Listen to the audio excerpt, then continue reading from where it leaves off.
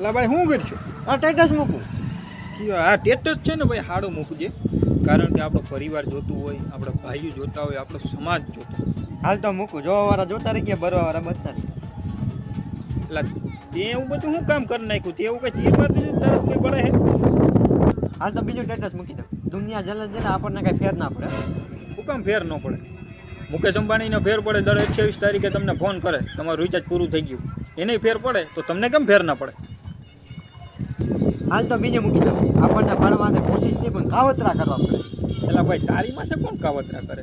તારે એક તો જાવું 300 રૂપિયા દાડીએ ને પાછો હવે તારે ઉપર કોઈ કાવતરા કરવા નવરીનું હે કોઈ?